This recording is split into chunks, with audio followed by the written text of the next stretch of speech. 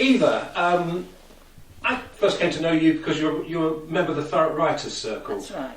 Tell us about why did you join the Thurrock Writers Circle? It's about 18 years now. I've been with them. I like writing, and I loved writing, and I got a divorce, which the actual writing part started before I got my divorce, and then I went from that to move out, you know, but it got me through my divorce, just writing poetry and just putting down what I felt, you know. And when I got here, moved in here, it was September 98. Yeah, September 98 when we moved in. So the first pieces of writing, what type of pieces were they? Poetry mainly, yeah. What were the themes? Themes were all sorts of things. They were things that were going on in my mind, in my head, that I didn't even think about. It came to me, I wrote it, and then passed it along, sort of thing, to the book, and then came back again. And if I wanted to, any time of the day, I would get up and I would start writing because I couldn't sleep. There was a lot of things going on in my head, and I thought I must put some of them down, you know. And so a poem, would you initially write a poem? Would it be in draft form? Would you go back to it? Would you shape it? I write it in longhand. Then it goes onto the computer. At the time when I first started, I didn't have a computer. My son got me a computer when I moved in here, and Chris bought me a computer, a laptop, but I couldn't get on with the laptop. It was too close to me, and then I had a table, and then it just got too much. So I thought, well, and then I went to join the U3A. That started me off. I had 4 years with Mick Nash. You know Mick Nash? He was a guitarist with one of the big bands, but he had a bad stroke, and he ended up having a poetry group in his home. Then after that, because he did it for a while, and then he couldn't do it anymore because he was getting less and less mobile, and so we all left, and then I joined the Writers Circle because I was introduced to somebody that belonged to it. So, but why join a writer's circle? You could easily just stay here and write on your own. Why did you want to join a circle? Because I get a little bit of feedback. I'm not writing for gain. I'm writing to get feedback now. You know, I mean, most of my poems I write them in a couple of hours, but my husband's my critique, my biggest critique at the moment. But he's very good because he'll say to me, "Oh, you've spelt that." I said, "That's all right. I can do that on the computer, so I don't have to worry about that." Is he? Yeah, as a critic, critical friend, will he say, "I don't like that"? Or, yes. Oh yeah. How do you respond to that? Not very well sometimes. Sometimes I've thought I've put something down and I've really put my heart into it, and then I say it don't rhyme, or it don't. No, it don't, because I do rhyming. Like, is that hard? Couplets. Yes, very hard, but I like doing it, and normally it will just come to me as it goes along, you know. So that's how I come to be with the Writers Circle. I've had 3 different places where we went. First of all, it was in Peter Pascoe's house. We went there, and then we went to another little place at the school, you know, the college. But they said no, we couldn't stay there any longer, and now we go to Delagi Close, which is Ockenden. Is it Ockenden? Chadwell St Mary. Chadwell St Mary, and that's where we go now. And do you like listening to other people's work? Yeah. Do you admire them? Do you do something that's good? Yeah. Oh yeah. I love to listen to it, and we all have a little bit of a say in it. If I know it sounds a bit odd, but we do. If somebody writes something and because we talk every time, we read our poetry out or we read our stories out. I mean, I'm writing my own book now at the moment about partially about my life, but partially it's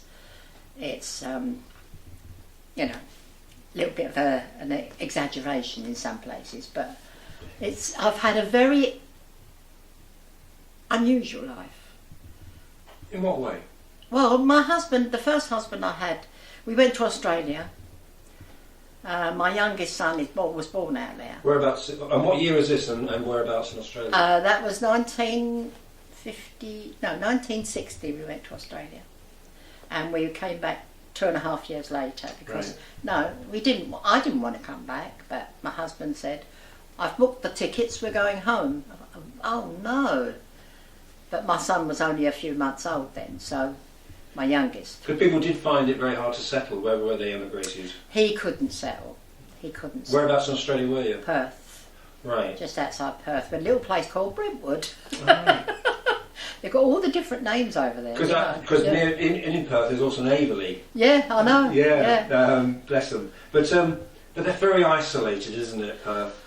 I found it very easy to get on with the people, but he didn't, you see. But then I can, and I could then. And he didn't like the idea that I had more friends than he did, sort of thing, you know. And some of the friends that he brought home weren't very nice friends, you know, although he felt they were because he didn't see through them. Sometimes when you get people like that, it's hard because you're fighting your husband as well as them, if you know what I mean. So will those Australia years be part of the book you're writing? Yes, yeah, I've already done most of that already. And has that been quite hard to put down to pen to paper, as we say? Yeah, it is, but I find my long-term memory is better than my short-term memory. I know, I'm 80 years old, I'm not a baby anymore. But I think to myself sometimes, I think back and I think, is that quite right? And I have to think really hard, you know. But I don't want to put it wrong. Just stop here. You're the second octogenarian that we've interviewed today, and you both have I must say, you're a young 80. Yeah, I think it's because I've had a good life, really. In the long run, I've had a good life. I've got 4 children, 10 grandchildren, and 25 great-grandchildren.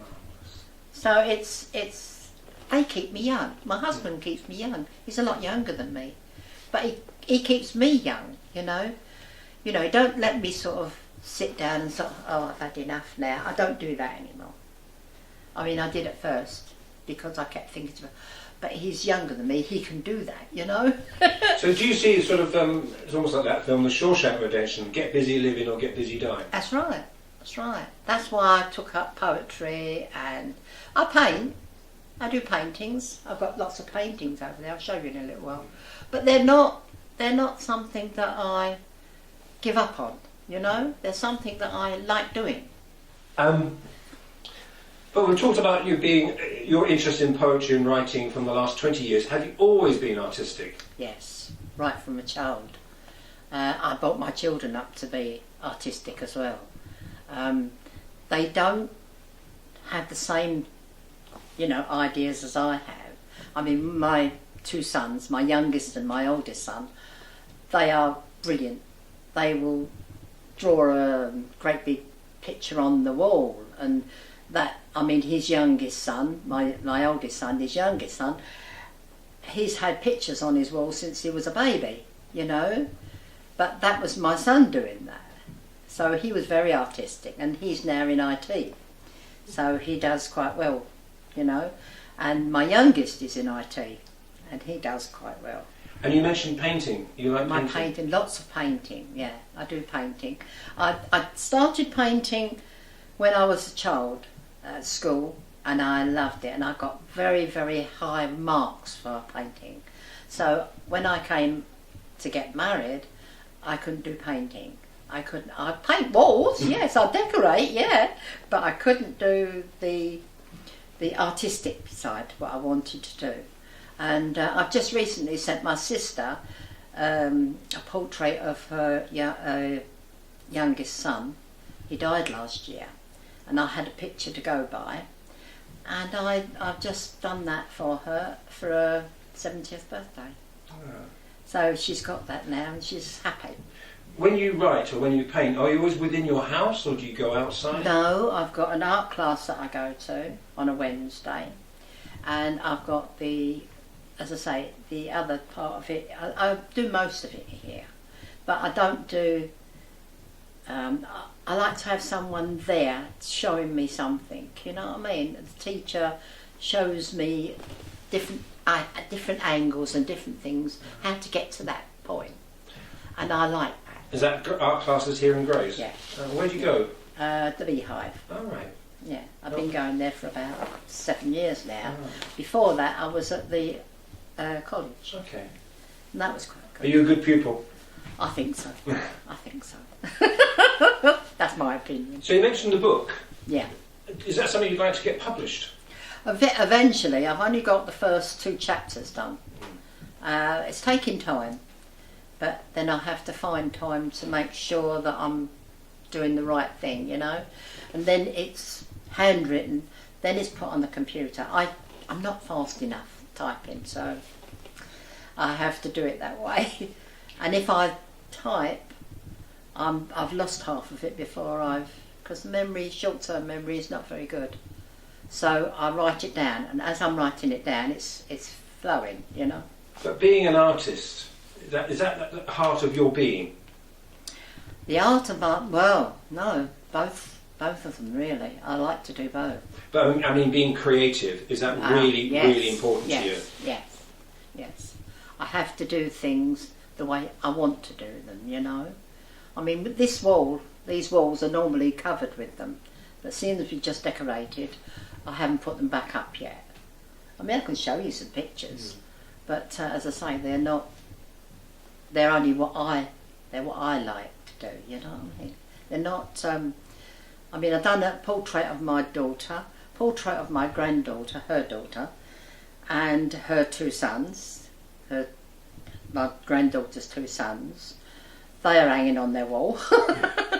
You know, they're the sort of thing I started to do and enjoyed doing. It takes me time, but I enjoy it because I get lost in it. You know, I don't just sit there and say, oh, I've got to do that, I've got to do that. I don't do that. I just sit there and I just get lost. And that's sometimes very good for me because I'm not actually here, if you know what I mean. I'm not sitting here. I'm actually there with them. So that's part of me. I like to be able to put it on canvas or put it on paper. You know, it's very it's my way of living, you know. And here we have it on film, and so in conclusion, I'd like to thank you for letting a little window into your artistic world as part of our Great Lives project. Thank you very much.